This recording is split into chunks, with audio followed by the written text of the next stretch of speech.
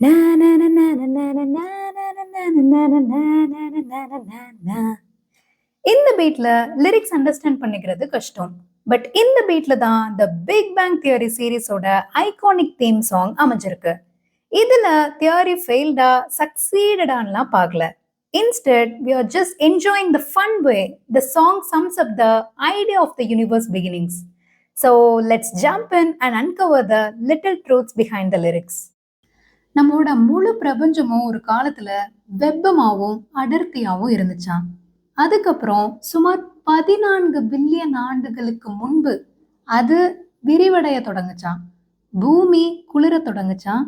Autotrophs அப்படிங்கிறது தானா food தயாரிக்கும் ஆர்கானிசம்ஸ் அது தோன்றுச்சாம்.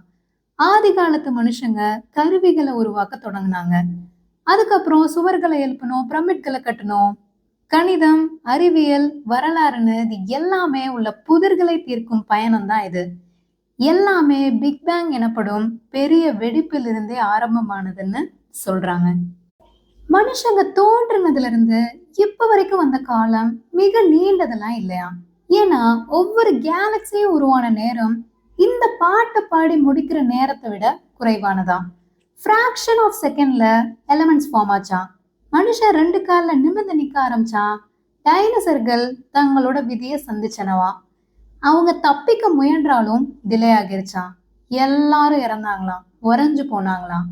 கடல்களும் பங்கையாங்கிறது பண்டைய கண்டமும் பிரிஞ்சுதான். திரும்பி சந்திப்போமா தெரியாதுன்னு பிரியாவிடை கொண்டு போயினவா. இது எல்லாமே பிக் பேங் பெரிய வெடிப்பு மூலம்தான் நிகழ்ந்ததுன்னு சொல்றாங்க. யூனிவர்ஸ் தொடர்ந்து வெளியே விரிவடைஞ்சு கொண்டே இருக்குதான்.